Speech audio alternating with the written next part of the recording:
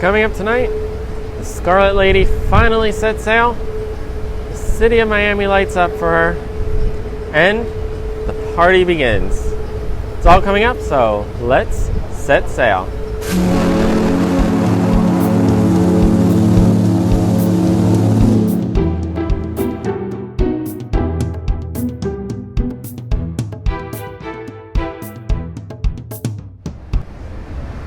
Welcome to day one of the cruise view from onboard Scarlet Lady, the first vessel in the Virgin Voyages fleet. Today was Sunday, October 10th, 2021, and exactly 2 years since the last time we set sail. We were supposed to, of course, be on Virgin a year ago. Everything was delayed due to COVID, but the time has finally come to see what Scarlet and Virgin Voyages is all about. So today it is obviously daytime.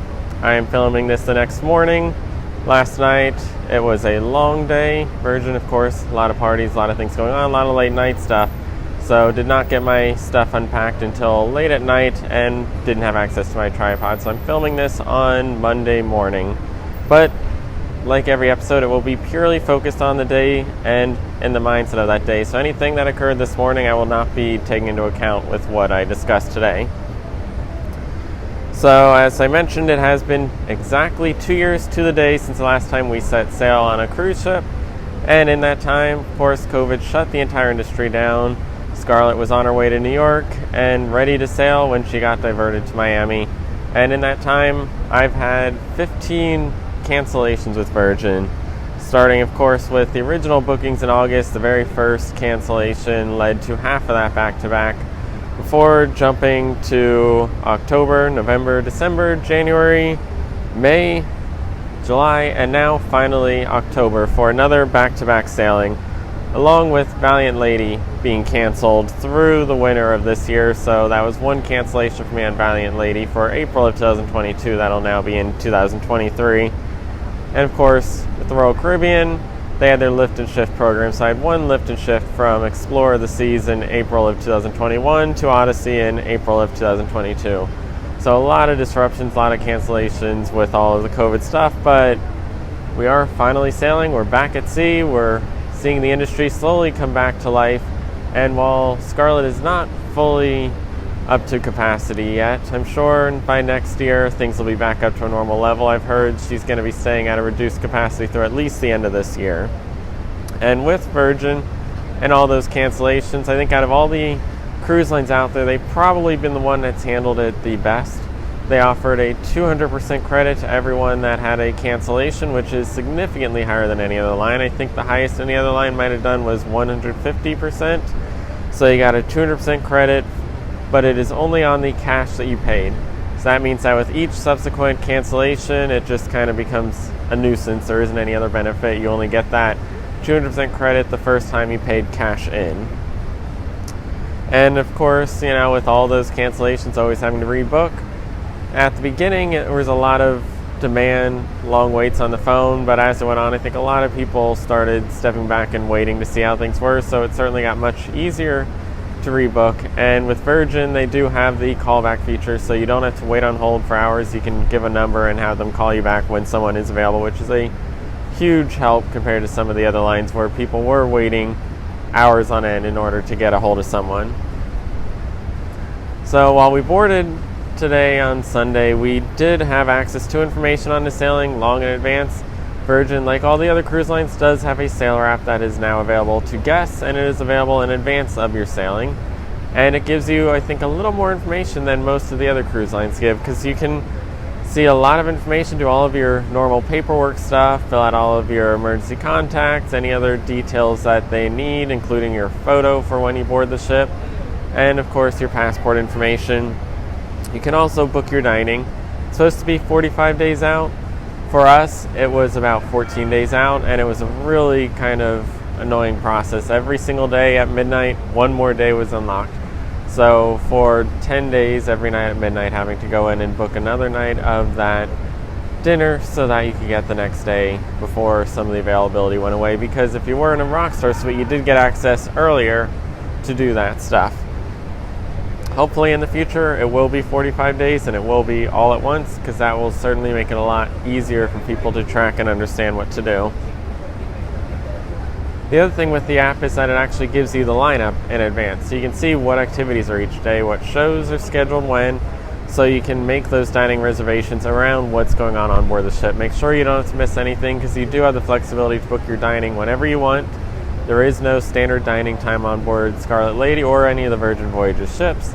It is all specialty dining, but completely included in your fare, so you can make those dining reservations around whatever shows you actually want to see on that night and ensure you're not going to have any conflicts. Biggest issue though with the app is that, like we've seen with Royal, Virgin's IT is not doing much better. It is an incredibly buggy app. It continuously gives errors when you try to load it. It'll spin a long time and not go anywhere. It'll give you a message about not being available. And the only way to fix it, you can try to kill it, you can relaunch it, none of that works. You actually have to delete the entire app off of your phone and reinstall it in order to get access to it. And while we do have Wi-Fi, basic Wi-Fi included on board, which means we can access web pages, Twitter, social media, we just can't stream video, the app is still buggy on board. And when I boarded the ship, I was able to easily connect to the Wi-Fi. It's spotty around the ship. You do need to reconnect manually a lot. It doesn't seem to auto pick up very much. But the app itself would not work again, even though it worked this morning. I actually needed to uninstall it and reinstall while on board the ship in order to get it to work again. So just like we saw before boarding, it still had that same bug, and it needed to be done on multiple devices. So it seemed almost like it could not flip to being on board. So if you do get on board, be prepared. You might need to reinstall that first thing in order to regain access to all of the information on board, because they are heavily reliant on the app for everything when you're on board the ship. So this is a 5-night sailing. It is the Costa Maya sailing. We are leaving from Miami. There is a new terminal being built by Virgin that is not quite ready yet. You can see it being built right at the city side of the entire island, so it has a prominent location and will be right in the heart of the turning basin when all the ships have to do their turnaround. But it will be the primary home of Virgin going forward once it is open. And leaving from Miami, we then have a day at sea. We are then going to arrive in Costa Maya, have another day at sea before going to the Bimini Beach Club, Virgin's private resort club that they consider it. It is a part of the Bimini World Resort, and it is prioritized for Virgin to use, but it is not exclusive to them. So if you are on other cruises and a Virgin ship is not in port, or you visit the island, it is possible to go to the resort outside of a Virgin cruise as well. And then the next day we are back to Miami, and that is only 5 nights. Not a whole lot of time to cover this, so I did a back-to-back voyage. And unfortunately, we're supposed to be doing Costa Maya on one and Dominican Republic on the other, but issues with a pier in Dominican Republic that was being built to support the ship has led to that sailing being altered to be a Costa Maya one. So originally, last year, we were supposed to be docking at Amber Cove with the Carnival area, where Carnival ships often dock. And instead, this year, they switched to a new pier that was being built. But some internal political issues have risen because the pier was supposed to be done at the same time as a new cargo pier, and the cargo pier is not yet finished, so the unions in the islands are not allowing the cruise ships to utilize that new pier until their cargo pier is finished as well. And it seems like Virgin likely tried to work out a deal to go back to Carnival but couldn't pull it off, so instead we are doing a back-to-back that is the identical Costa Maya itinerary once again. So as I mentioned, today our location was in the port of Miami, Florida. We had a scheduled 7 p.m. departure. We ended up departing at about 7:10 p.m. A little bit after, earlier in the day, the captain did make an announcement that we were scheduled for 7 but would likely depart close to 7:15. And while we departed at 7:10 and it was a beautiful day all day, 5 minutes later, right at 7:15, rain did roll in, and we had rain for the duration of that departure. We cleared the terminals at about 7:30. We were the last ship to leave, so we were the only ones in port at that time. And by 7:40, we hit the ocean. And as we made our way towards the ocean along the beach area there were tons of people out to see Scarlet. Despite the rain and the darkness, you could see all the flash bulbs and hear the cheering from the shore as she set sail. And while I don't know what writing might have been on the balconies, you can certainly see that the balconies were red when we were sailing, and it did not appear to be all of them, so I'm not sure if they put a message up there or not, as we did sail out of Miami that night. In addition to Scarlet, while it was a weekend, it was not a huge weekend for Miami. The cruise industry has not completely recovered, but we were not the only ones. We were there with the Carnival Horizon, who was docked in front of us, and they had a 4 p.m. departure. They were pointed into the port, so they did have to come by us and do a turn in the basin before heading out to sea. The Norwegian Gem also had a 4 p.m. departure, and all the way at the mouth of the port was the Independence of the Seas, who was not on a home port turnaround, but actually on a cruise stop from a Galveston sailing. And she was scheduled to leave at 5 p.m. I watched for her to leave, waited about 30 minutes or so, and she never left, and then I headed off to do other things, so I did not catch her leaving. So I'm not sure how late she actually was in her departure, but she did not leave on time. For our weather, we had a sunset at 6:57 p.m., so just before we departed, so right around that time you got to see that beautiful sunset over the high rises of Miami, and the city of Miami lit up just in time for Scarlet to set sail with all her lights on. So I'm sure that is probably part of the intention behind the 7 p.m. departures. It certainly does create a much more beautiful sight as you set sail, and it makes Scarlet look much better as she sails through the harbor than when you sail earlier in the day. Our conditions were sunny. There were some stray showers. There was that one right at departure, and then there was another one later at night when we were out at sea. The high for the day was 89 degrees and the low 73, so it was a fairly warm day. And sitting in port, there were almost no winds, so it was a very hot day when you were out in that sun. And last night, and as you can see today still, the seas were incredibly smooth, so nice calm seas, calm breeze out here, very nice conditions all around, if that rain would stay away. So today was the first day on board. It's not my first day in Florida. You should always arrive early. Of course, Southwest issues continue, hearing all the stories about people that missed the ship and missed other vacations because Southwest Airlines is still having tons of cancellations. For me, I arrived in Florida on September 25th, a little over 2 weeks ago, and went to Disney World to celebrate the 50th anniversary of the Walt Disney World Resort. You'll find a ton of videos that I have recorded that, all the old shows that ended, as well as all the new shows that premiered during that 50th anniversary celebration. And that is part of why I did not make the inaugural of Scarlet, despite hopping with her so many times, is that when they finally did get to that last hop, it was conflicting with the start of the trip. And then, of course, they did cancel those 2 weeks anyway, so it would have conflicted with the very end. So luckily, this October 10th aligned right with the day that we were supposed to leave Disney World, so we were able to just bump this vacation right alongside the Disney World one and make it a huge 25-night vacation. This morning, we took a rental car, picked it up on Saturday afternoon, and this morning drove down to Miami. Took about 3.5 hours. Wasn't too bad of a drive down the highway. Only one section that had traffic, so it really was not too bad of a drive. So if you are in Florida, you know, it is not too bad to get to the port of Miami. And with the cruise industry pretty much slow right now, there is not much traffic in that port area either, which makes it easy to get into there. We did drop the rental car off and take an Uber into the port. Scarlet was docked at Terminal F, the same place where we've taken Seaside and I believe Empress as well. They were not using Terminal F. Terminal F was completely gutted in the middle of a renovation. Instead, they were using Terminal G to conduct all the testing, while the boarding actually happened at the Terminal F area.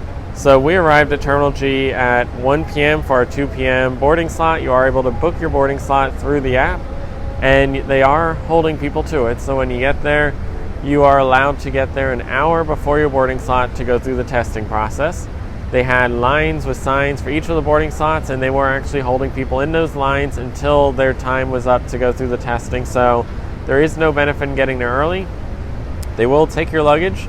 That was the very first thing they did, was that we handed our luggage over. We did not receive anything in advance. It might have shown up at home. I know some people on this voyage did receive it. It was back and forth on whether Virgin was going to mail out The bands and our luggage tags, they potentially did for at least a portion of the sailors, but since we were not home, we obviously did not receive that, so they wrote up some luggage tags for our luggage, took that. We then were able to go right through the line to go in to get our testing. As part of that, the very first step was to scan a QR code and use our phone to sign up for a testing time slot. And while they had time slots, they really didn't mean anything because you just continued through your process. That was just to collect your information. They then brought you through security where they would wand you down and send all of your bags through an x-ray machine. They would print out your stickers and your paperwork for your actual testing, and from that point you would then enter a larger room with a series of testing areas where somebody would take and swab and put your sticker on and get your test ready to go. You'd then be escorted over to an area where they would put a pink band on your wrist so that they could identify who has been tested already and who still hasn't, and let you leave the terminal, which is a little bit odd. You actually leave the terminal, go outside, walk down the street area to the end of the terminal, and you then go back into another area of the terminal, which meant you had to go through security again. You had to go through the x-ray machines this time. You also had to pass all your baggage through the x-ray machines as well. And then you were taken up to what is normally the check-in area when we've sailed through there on other cruise lines like Royal Caribbean. And they had you sit and wait for your test results. You'd check your email. When you got your email with your result, you were then able to actually go check in. So you would then get to go over to a special area where they had a whole series of Virgin check-in counters where they would check your passport, your vaccination card, and of course that negative test result. And if you did not have a band, they would get you set up with one, as well as complete any other paperwork that you might not have completed already through the app. From there, you went upstairs and it was time to board the ship. So in all, it went smoothly. It was a fairly consistent move. You always were moving to another place. It wasn't too crowded. I think holding people to the slots really helped with that crowding. And while we kept moving, it did add up overall to a bit of time. It did take, from arriving at 1 o'clock, it was not until 2:45 that we actually did board the ship. So an hour and 45 minutes to get through everything and get onto the ship. When you board the ship, it is that Virgin style right from the get-go. Abby, the hostess, is waiting right at the end of the gangway to greet you and welcome you on board the ship. You walk into the roundabout and there are tons of crew there waiting to greet you, and more importantly, they're there to greet you, guide you to get to your cabin because they are available right away, and not sell you a thing. There were no salespeople, no drink packages, no spa sessions. There were 0 sales made in that area at all. And in fact, when you walk around the ship, there really wasn't a push for sales at all. They really kind of stepped back from that, which is a huge change from every other cruise line and cruise ship that I've been on, because there was no effort made to try to catch you or entice you with anything. It really was all about just welcoming you on board the ship and letting you get right to your cabin and get ready to go enjoy everything. So once we got on board the ship, my first impressions of it, because the first impressions I think do say a lot about every ship, and over time they can change, but they do speak a lot of what you see. And my immediate thoughts were that the photos really don't do any justice for this ship. It is not the kind of ship that the photos can capture properly. They really aren't showing you such tiny little bits that you don't understand what the ship is like, and the lack of deck plans don't help you understand what she's like either, because even on board there are not any deck plans for her. They use those very generic maps and the couple paper items that you can get for it. And the biggest thing was, you know, we've been on Royal Caribbean ships that are huge, a lot of open areas. We've been on Seaside, which was very small, very cramped. The roof was low, the ceiling's low. It just felt very small. This was kind of in the middle. It was very big in areas I expected to be small, and it was very small in areas I expected to be big. There are not really any large open areas. The roundabout was a lot smaller than I expected. The Red Room was smaller than I expected. The Manor was a lot smaller than I expected, but at the same time, areas that we've seen a little sliver picture of, like the Social Club Diner, are huge compared to those pictures. The pictures make it look like a tiny little area. There are a lot of areas I thought were actually just little counters off of the roundabout that turned out to be entire spaces on the ship. The social club diner actually covers from one side of the ship to the other, so it is a massive space, while the pictures just make it look like a counter on the roundabout. So it's kind of interesting just how different she actually turned out to be from what any of the photos that Virgin posted and what other places online have shown, because she is a very different ship than what we're used to. She reminds me a whole lot more of Disney than any other cruise ship I've been on. My first cruise was on Disney Magic. Main thing I remember of it is a lot of windy hallways that kind of went nowhere, kind of confusing. It was the most confusing ship that I've been on. I remember one bathroom that when you left the dining room, you actually went in a spiral to find a bathroom at the end of a hallway. So it was really weird. And that is kind of what Virgin feels like. There really are not hallways on this ship. There are venues everywhere. When you walk from one end of the ship to the other, she feels huge despite being a smaller ship, because you just pass through venue after venue. There are so many tiny venues, so many venues that are larger than you'd expect. It just feels like she is full of venues everywhere. And they all have different feels, different themes, different styles. So you've got so many different choices where to go. There's tons of places to hang out, and there are all kinds of little dead ends that lead to venues. So you never know what you're gonna find. And a big advantage of that is that there are pretty much no closed venues. There's almost no doors, because you walk through all the venues. There are not hallways, so you're passing through venues everywhere you go. And that means that you can really see everything. Everything is open. It is a very big feeling ship because so many open areas to it. You don't have those closed in little venues, and it really does make the small places feel so much larger, despite the larger places feeling so much smaller than they seem like they would be. So it's really interesting feeling, certainly different than I had anticipated her being, and it is definitely different than what any other cruise ship I've been on is like. And that is kind of what we expected with Virgin. You expected something different, we got something different than the norm. This is not the kind of cruise line you want to go in comparing to others, because they did not set out to be another cruise line. They set out to do something different, change the industry, and that is what they are trying to do from the design up. And while she is a new ship, by definition, when you look at number of sailings, she is 18 months old. She was supposed to set sail back on, I believe it was April 1st of 2020, and we are now in October 2021. But she looks just like she is brand new. Despite floating around, spending a lot of time sitting in Italy, she has every bit of metal fully painted. When we saw her from the port, from the terminal, we could see just how clean her hull was. On board, every space is clean.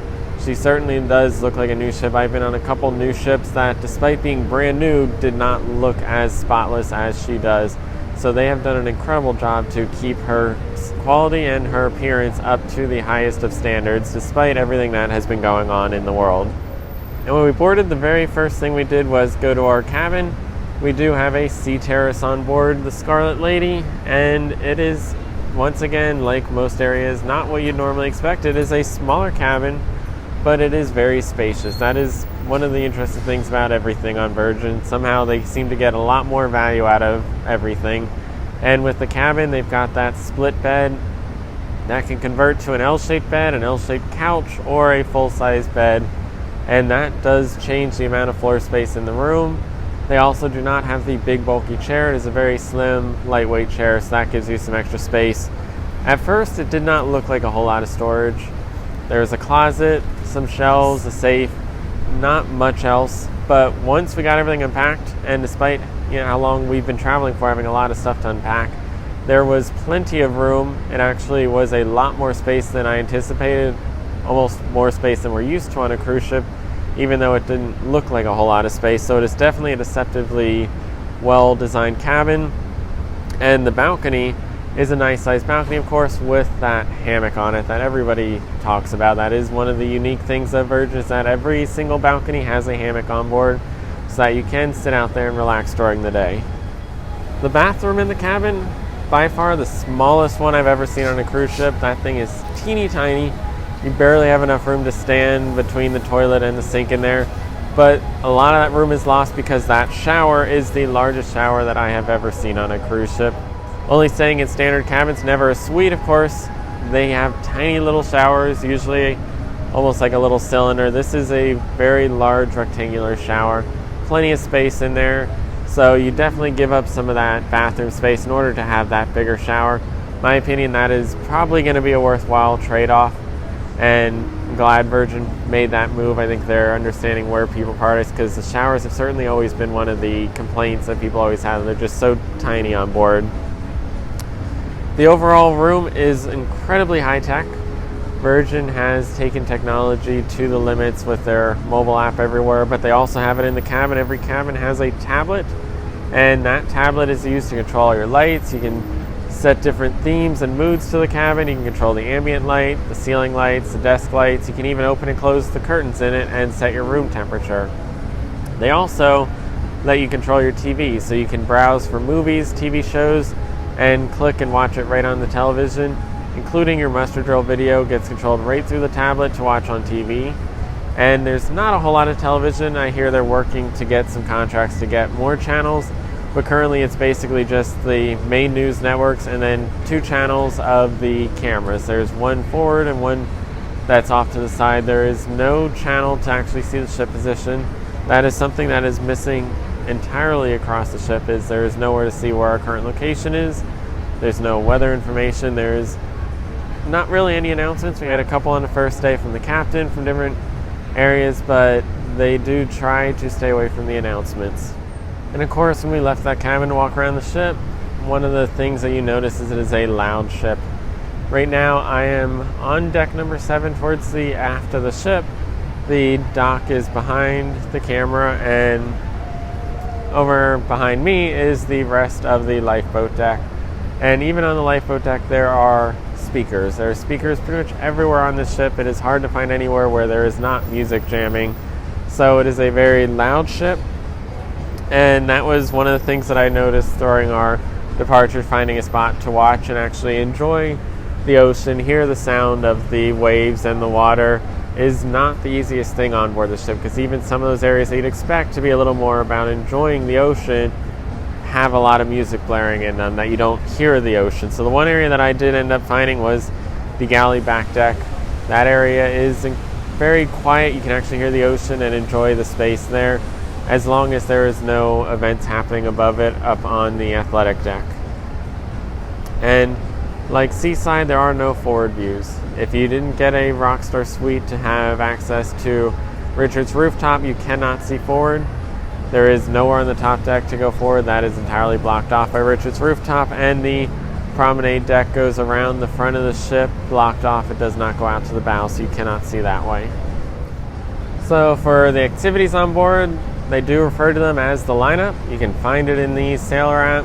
It is located under Discover, and it includes all the items for every day.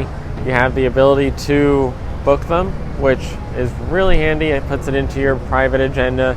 It also sends you notices. So before the event starts, you'll get a push notice through the app on your phone, so that you have a nice little reminder that you wanted to go see this event. You should get going and go visit it. There are not many other places to see it. It is not on your cabin TV at all. There are a few TVs around the ship that you might be able to spot it, but there are no hard copies available. They don't put them into the rooms. That is meant to go through the app. And there is limited information, as I mentioned, no weather, location information. All of the dining venues are not listed in there. You can see them through the Sailor app, but it is difficult to understand what the hours are. You have to click in and choose a time like you're making a reservation. It'll tell you what's open or closed, but it is not the easiest thing to know when a venue's going to open, when it's closing, what's currently open. And when you go around the ship, there aren't many signs. There are no signs actually at any of the eateries to let you know when it is going to be operating or if it is closing soon. So you do kind of have to wander around. It does make it kind of interesting, as you do wonder and suddenly find a new venue open that wasn't before with new items that you weren't expecting. But if you're intentionally trying to go find somewhere to eat, it can be more difficult because you don't have that nice guide to what is open when. And while you can go to a specific eatery and see its hours in the app, they are not the most accurate. They don't always seem to be opening and closing at the times that are listed in there, so that can make it more difficult. So as I mentioned, when we boarded the ship, the first thing we did was head right to the room. Got to see what the room was like, get some of our stuff together, and of course drop off our carry-ons, which is always important. We also had the roll call assembly drill listed in the app as 4 to 6 p.m. For that, on board Scarlet Lady, they do have a more virtual, but not entirely virtual, assembly drill. You do have to watch a video that you can watch using the tablet to watch on the TV, and at the end it asks if you viewed it and who viewed it so you can identify them. Or you can watch it through the app on your phone, so you can watch it anywhere on board the ship, sit and watch on the phone through the app. The actual roll call assembly drill is listed 4 to 6. They are not the best with the times from what I have seen so far in this first day on board. As I mentioned, the eateries don't seem to abide by the times all the time. And the assembly drill, while 4 to 6 was the time slot, 2 hours, it was really only 4:30 to 5:30. And what that involved was every guest needed to see that video in advance and then go to their assembly station. They had to be checked in using the band, and then there was a short demonstration of the life vests, as well as the information that was provided in the video was once again reiterated. So there was an in-person component. It was not all at once, it was just at some point during that period, but it was 4:30 to 5:30 rather than 4 to 6 as the app listed. And they did also play the alert chimes and the horn at one point during that window.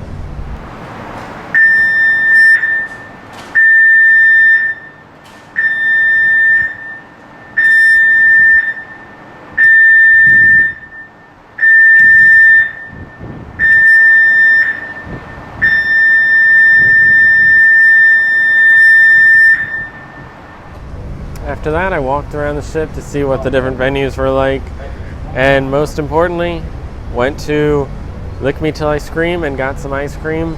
Got the malted strawberry milkshake and a red velvet cone, and it was absolutely incredible. Best ice cream I've ever had on a cruise ship, possibly the best I've had on land. Delicious ice cream, definitely one of those spots that makes Virgin special, and right off the bat showed the quality of the food. They definitely do have a much higher level of ingredients on board this ship, and that is a venue that I'm sure I'll be visiting every single day to see what the different flavors of the day are, as well as just to get some ice cream from there. I also went to the Galley for dinner tonight. That was a little less impressive than I expected. So as I mentioned, it was hard to know what was going to be open when, and there wasn't much open when we were there.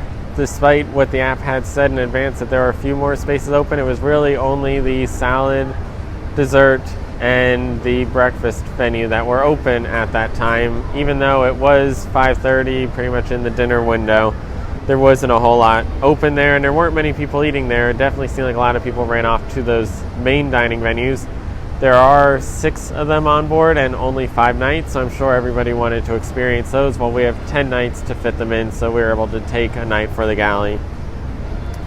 And the Galley itself was a very confusing space. There are areas that you go up to receive your food. There are others, though, that you are not allowed to go up to get your food. You actually have to order through a server. So we went to the salad area and got some soup. We could not order any other food, so we went and got a table, and we were supposed to wait for a server to come and take an order for any other food. No servers came around, so we actually had to seek out somebody and request they come to take an order. So it certainly was not the most obvious setup for how things are supposed to run, and it definitely was not the best experience up there. The fact that there was not a whole lot offered wasn't very good as well. Usually you'd expect in a buffet to have a whole lot of variety. The Galley is supposed to be a little more higher quality, and the food was delicious that we got up there, but it was not a whole lot of variety, and it certainly was not the smoothest experience up there, and it took longer, I think, than a buffet, simply because it was confusing and complicated to try and get anything ordered and to get our food. After that, we went up to the pool deck for the Let's Sail from the Pool party. There were, once again, not a lot of people there. I think most did go to the dinners, and that is why the ship really emptied out. We are on a low capacity sailing, so I'm sure it's going to be lower than normal, but the fact that people do want to get those eateries in, I'm sure helped to keep them away from the sail away events. And at 7 to 10, we then did depart, and of course, unfortunately, had that rain that really kind of ended that party. They were handing out champagne throughout the ship during the event. And even if you didn't go to the pool, you could go down to the dock and go down to many other places, and they were giving out the champagne. But once that rain came, it really emptied that pool deck out, and there were not many people left up top, so that really kind of put an end to the party. 8 o'clock, went down to the manor for the cocktail hour with the hostess, and that, of course, Savvy, who greeted us on board the ship at the beginning of this voyage. Don't want to close my eyes. I don't want to sleep 'cause I miss you, babe. Don't want to miss a thing. And that was typical kind of cabaret singing hour, and that was incredibly enjoyable. A lot of modern songs with a new twist on them. Very much a show worth going to see, very entertaining, a lot of humor to it. Now, my darlings, I want you to do something for me. If you're here with someone that you love tonight, I want you to look them dead in the eye, and I want you to purr for me. Do a little kitchen purr like this. Okay? But if it's me that you love, if it's me that you really love, I want you to give me a big meow. Can you do that? Come on, let me hear you. Meow! Keep it going. Oh, can't you see? Oh, you bunch of pussies.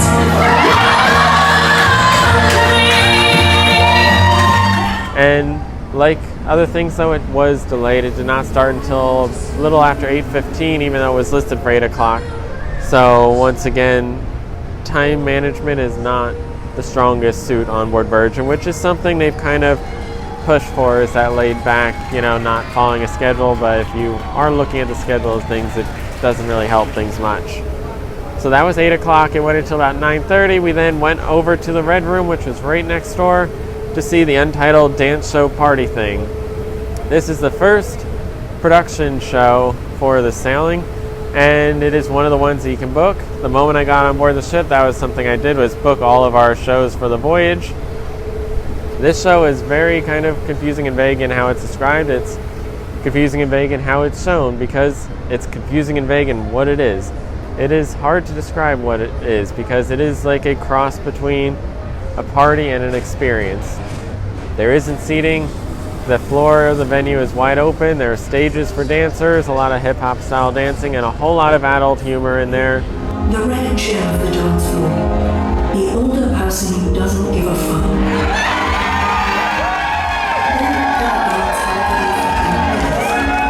Because this is their fucking vacation. They certainly don't hold back on the language, because Virgin is adult only, so they can let everything go. So it is dancing, it is interactive, it's all around you, you're right in the middle of it if you're down on that floor. There's also some seating up on the second level. If you can't stand for the whole show, you can sit up there and get a bird's eye view of the entire event. And like I said, it is everywhere around you. So you're standing there and you can't stand in one spot, because that stage moves around, it spins, it goes all over, the dancers move around the venue, so you really are in the middle of this gigantic experience of energy that starts as a dance party, has a lot of humor, goes into singing at the end, and ends as a giant bash.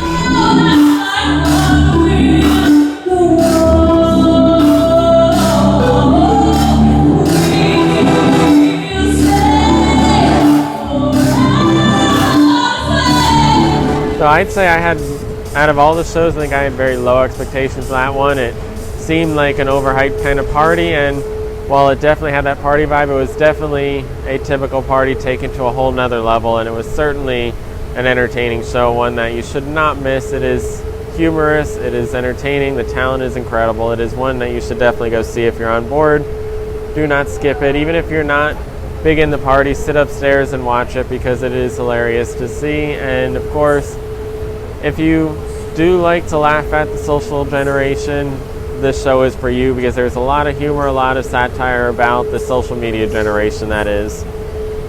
After that, 11 o'clock was a PJ party under the stars up in the athletic center. I did not go there. I went up to the Galley, got some tea, sat on the back deck, and it was pouring, but there were people up in that party you could see, even though there was rain coming down.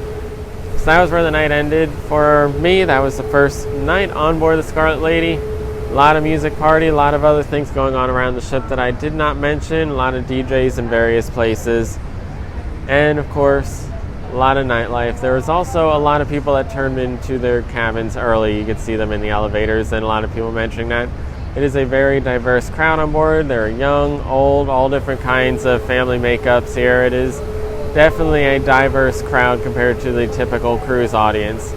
So it is not the demographic that Virgin was anticipating. It's not all the 20-somethings. It is definitely all ages and all styles that are on board.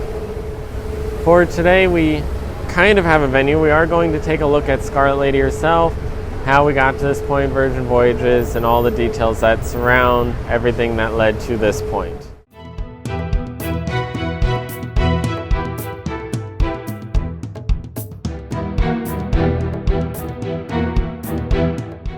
Scarlet Lady has just set sail, but her story begins a decade ago with the start of Virgin Voyages. We have to go back another 16 years to 1995 though to truly understand how it all began, when Tom McAlpin left his position as Director of Corporate Planning and Analysis at Royal Caribbean to join the founding team for Disney Cruise Line as Vice President of Finance, Business Development, and Shoreside Travel Operations. In this role, he was a part of developing the ships, private island, and most importantly the concept of what a Disney Cruise Line would be, something that revolutionized the industry as the first line designed for the family and kids specifically. He would go on to become president of Disney Cruise Line, overseeing the launch of their second class of ships before leaving in 2009. In 2011, Tom McAlpin, while president and CEO of Residency, met with Nirmal Savramuthu, an executive with Virgin Group's North America business. They discussed the potential of what a Virgin-backed cruise line could be, and with that information, the Virgin Group began looking for financial backing for this new endeavor. In December 2014, Virgin Cruises officially launched with primary financial backing coming from Bain Capital and Tom McAlpin signing on as CEO. At that time, the plan was to launch a cruise line based in Florida with 2 ships, though no details of the design were revealed. In March of 2015, former Norwegian Cruise Line CEO Colin Veitch filed a lawsuit against the Virgin Group, claiming to have presented a business plan for launching 2 Ultra ships under the Virgin brand. These plans were to have potentially been as far along as setting up the Mayerware shipyard to build them, with each ship being 172,900 gross tons and carrying a double occupancy of nearly 4,600 guests. The lawsuit included images that gave the first glimpse of the Virgin at Sea concept with a modern design and split superstructure that resembled no other ship of the time.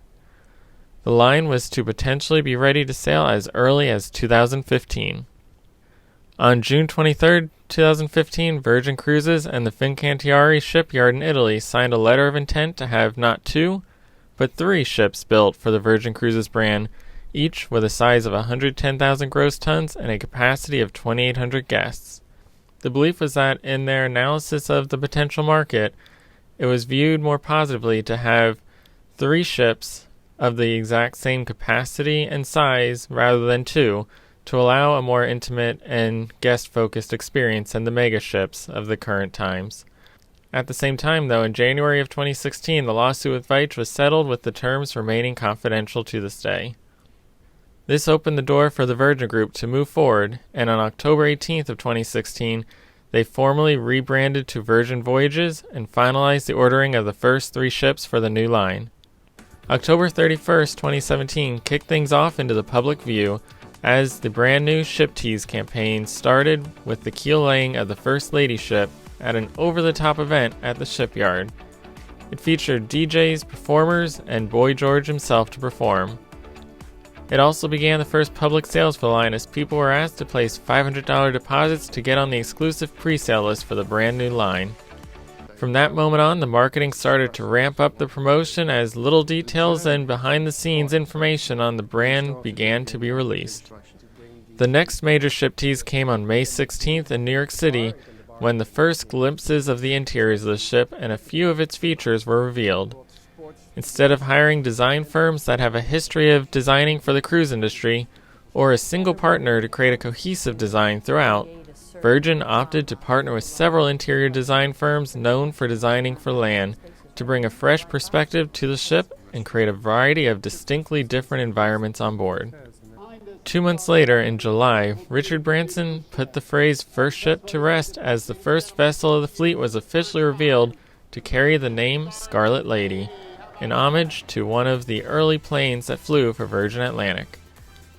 As part of the construction process, the two halves of Scarlet that were being built up to that point separately were floated in the dry dock and connected together for the very first time. October saw two landmark moments for the company as Squid Ink was announced as the first tattoo parlor at sea, along with a promotional campaign to give 100 tattoos away. They then ended the month on October 31st with the announcement that Scarlet Lady would be headed to Cuba as the first destination revealed for the cruise line. November 8th, Virgin's new concept of no main dining room or buffet was made official with the reveal of its variety of complimentary specialty dining venues and entirely made-to-order food on board Scarlet Lady.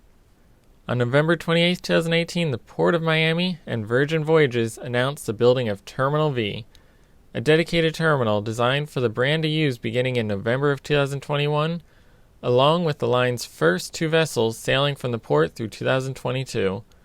They also revealed that bookings would officially open on Valentine's Day of 2019 with pre-sale deposit holders able to book starting February 5th. 2019 opened with a reveal of the elaborate Rockstar quarters available in a variety of layouts and sizes, followed by the introduction of the standard cabins and their revolutionary transformative seabeds. With only days until the official sales started, they also revealed the remainder of the destinations for the inaugural season on January 31st, with the Dominican Republic and Costa Maya joining Cuba. When opening for bookings to pre-sale deposit holders on February 5th, the itineraries hinted at a secret destination. On February 14, 2019, when Virgin Voyages officially went on sale to the public, the line announced the secret location would be its own private destination. A partnership with Resorts World Bimini would allow every sailing to visit the beach club. This new destination would differ from the massive islands the larger lines were building, but would instead feature a more intimate and intentional feel, with an atmosphere that could be both relaxing and a party at times. It would be visited by every sailing in the Caribbean, starting with the inaugural sailing on April 1st of 2020. March introduced the Virgin Music DNA to the line with the reveal of Virgin Vinyl and the Groupie. But more importantly, it outlined the Artist in Residency program that includes a collection of special on-deck sailings where world-class artists perform at the beach club. The first artists of 2020 included individuals like Mark Ronson and Sophie Tucker. May continued the entertainment with the reveal of some of the entertainment on board, including a special preview of Scarlet Night. The use of star power continued in June as Jerry Horner revealed some new features of the Rockstar quarters before they were dealt their first blow. June also saw the ending of Travel to Cuba, a major highlight for the cruise line and their featured destination. Instead, they were forced to make their first drastic and instant changes as they moved all Cuban sailings to Key West instead. September saw Virgin go where no line has brought their crew before, London Fashion Week, as they revealed the uniforms the crew would wear on board with new designs that reflected a balance of both style and function. Virgin Voyages got some mainstream media coverage in October as they announced their Shake for Champagne feature that allowed sailors to shake their phone anywhere on board to have a bottle of champagne brought right to them. With Scarlet still in the future, the second Lady ship took the spotlight in November as it was revealed the name would be Valiant Lady, with 7-night European sailings from Barcelona opening for sale in December. As the line entered its debut year in 2020, the announcements continued with the band. A new wearable that would replace the traditional room key being announced February 6th, with Scarlet Lady officially being delivered to Virgin Voyages on February 14, 2020, exactly 1 year after bookings first opened. While she left Genoa, Italy and Valiant behind, Scarlet took a long journey to Miami as she made several stops on a tour to show off the ship to travel advisors and the media. This included a stop in New York City where the public could book dinner reservations in the onboard restaurants. While things started smoothly as she made her way from port to port, the world started to deteriorate, and COVID rapidly took over. As she was making her way across the Atlantic towards New York City, On March 2nd, she turned south and headed towards Miami to arrive on March 7th instead as COVID began to shut down the world. On March 12th, 2020, less than a month after taking delivery, with a ship fully up and operating in the midst of a PR blitz, Virgin Voyages made the tough decision to postpone. While other lines postponed for a few weeks, Virgin postponed all the way to August 7th with the hope of sailing Richard's birthday bash on July 7th and resuming the North American PR tour in the month between those dates. In May, they postponed further, and in June, they began taking the lead as they announced their Voyage Well plan for how they would safely resume service. This included pre-boarding testing and onboard contact tracing, but most significantly, an improved air filtration system that would be retrofitted. While Scarlet Lady and her sisters were already designed with the most advanced air circulation system at sea, they would now gain advanced air purification as well to kill 99.9% of all viruses. To return crew to their homes and facilitate the improvements, Scarlet Lady returned to Europe and was reunited with her sister in Italy to undergo the improvements and general maintenance. Virgin Voyages would end up delaying their start 9 times. Well, we aren't quite out of the woods just yet, but with positive developments being announced recently, the time to sail is coming again. Take delivery of their second ship, Valiant Lady, float out their third ship, Resilient Lady, and lay the keel for their fourth ship before Scarlet Lady would finally leave Italy to start sailing again. That start began April 8th, 2021, when Virgin Voyages announced that Scarlet Lady would give a preview in the UK with a series of summer soiree sailings to nowhere in August before heading to New York City to finally hold her Big Apple premiere that was cancelled 18 months earlier. This New York visit included the original dining options that had been planned along with a series of special parties. As part of Virgin's efforts to lead the industry, they were the first to mandate vaccine for all guests, and that included those attending the New York City events. On October 5th, she finally set sail on her maiden voyage from Miami to Nassau and Bimini.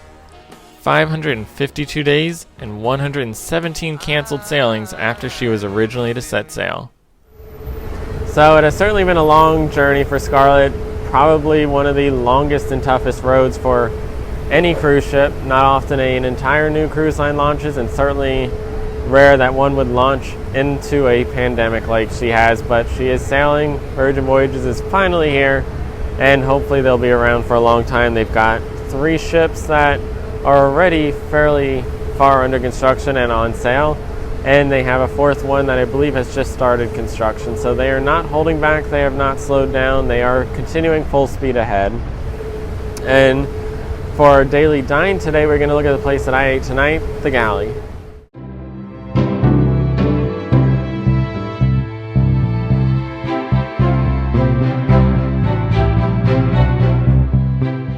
The buffet has become synonymous with modern cruising. As Virgin Voyages set sail, they are setting out to change that. The Galley, located at the aft end of Deck 15, resembles the buffet at first glance. It's a large venue with ample room for sitting and eating, along with several drink stations scattered throughout. But the stations of self-service food cannot be found. Instead, many quick-service restaurants fill the venue, each with their own selection of food and hours of operation. The Galley has a menu that can be accessed by scanning the QR code on a coaster with your cell phone's camera. That opens a webpage that features the food and drink menus, just like you'll find in all venues on board. This is important because some of the restaurants are self-service, while others require ordering from waiters that come to your table. This is key to continuing the Virgin promise of offering higher quality and standards through made-to-order dishes.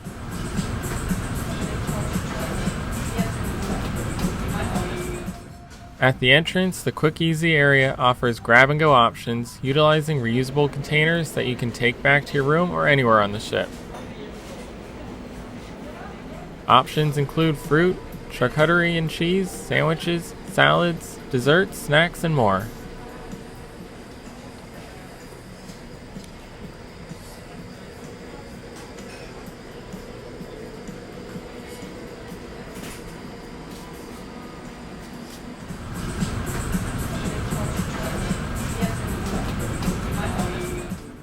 Grounds Club 2, located on the port side, this mini version of the main Grounds Club on Deck 7 offers a variety of for-fee coffees and drinks.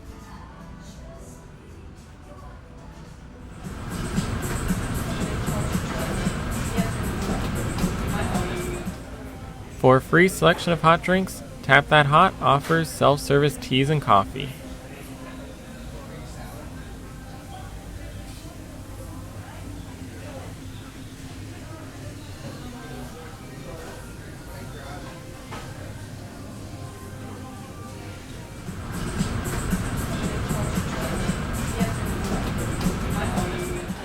While Tap That Cold offers complimentary self-service soda and juices in several locations of the venue.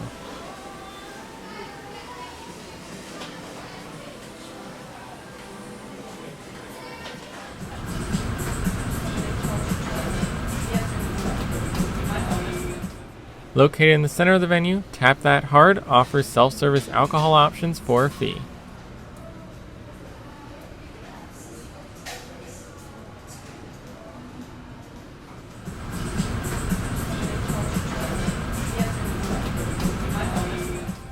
For something a bit more simple and healthy, the Daily Mix offers a variety of bagels as well as hot and cold cereals for breakfast.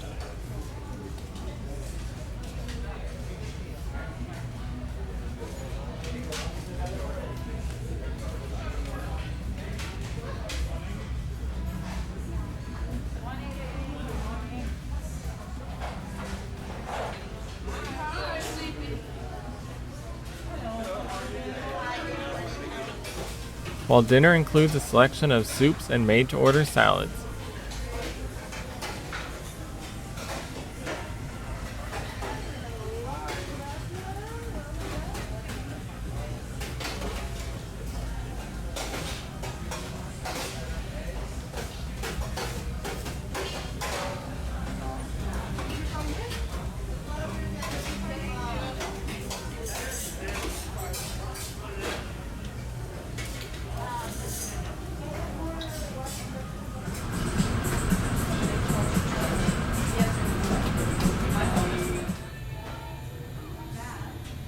The sweet side is the place to go for morning pastries and yogurts.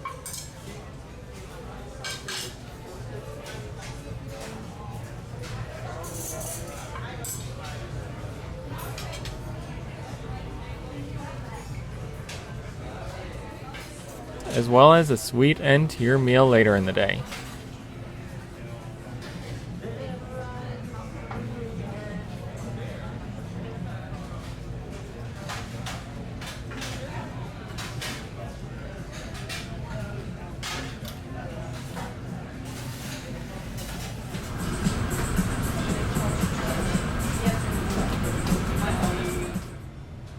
The Connected Well Bread offers pastries and flatbreads.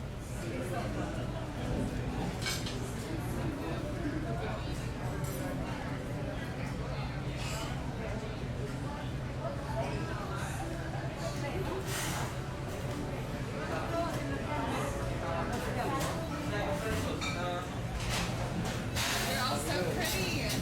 I'm not ready for dessert yet. I have to have lunch. It's so good.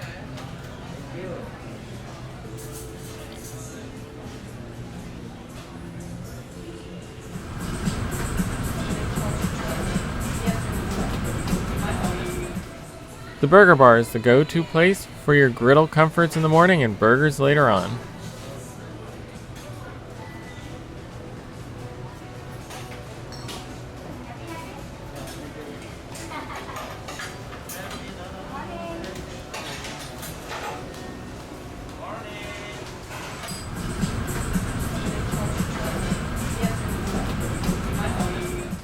The 24-hour Diner and Dash is the place to be any time of day or night with made-to-order eggs and a roast beef sandwich.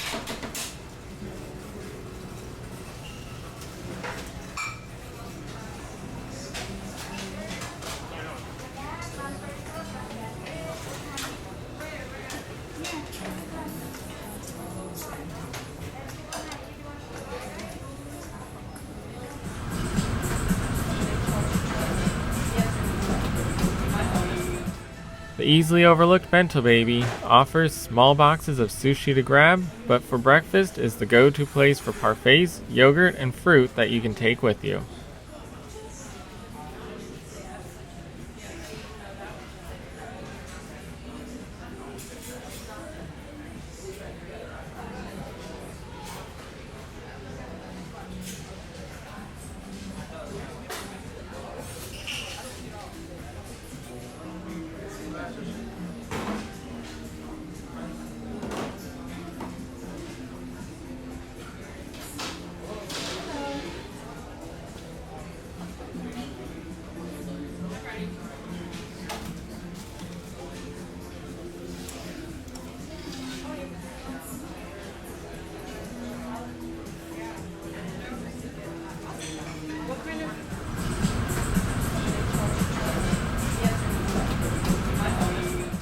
The popsicle cart, known as Popstar, offers freshly made, healthy frozen treats.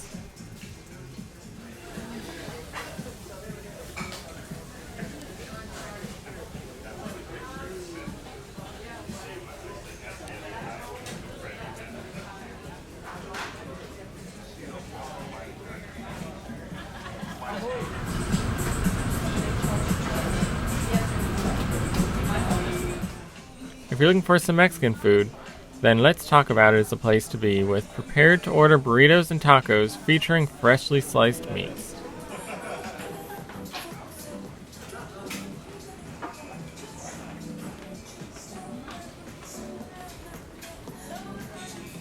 Welcome to the Galley.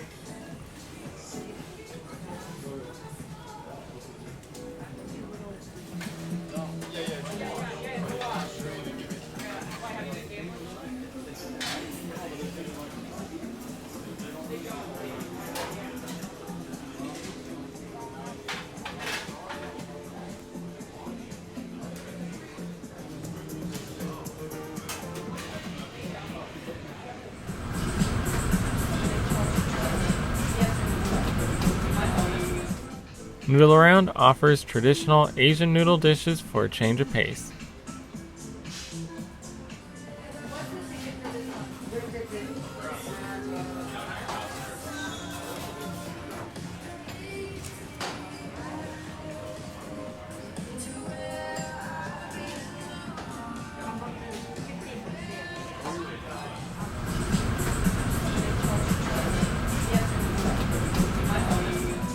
For the traditional comfort sandwich, you can go to Hot Off the Press, where you'll find a variety of open-faced sandwiches as well as warm paninis.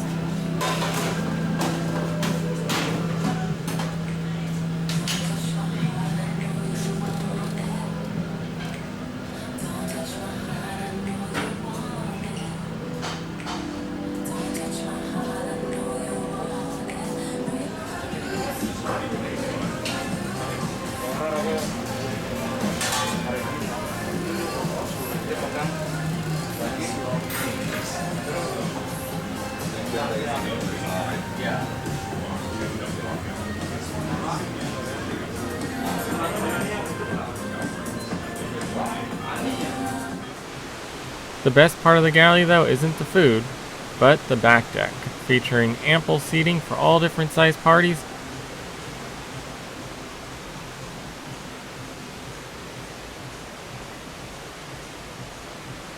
And a large couch for relaxing and watching the wake from high above it. So as I mentioned, the Galley has a lot of different choices. You just have to watch the app, watch the time, because they are not all open at once. Different venues are open different times of the day. Sometimes there'll be multiple, sometimes there may only be one or two open. So you really need to kind of know what's available when, but it does seem like the Galley is open for pretty much most of the time to go in and get drinks if you at least want that part. So that does it for today. Once again, I'm Derek Cohn. Thanks for watching. Be sure to come back tomorrow for day 2 as we are at sea, and you can see we've got a beautiful sea day out here. And stay tuned for the links.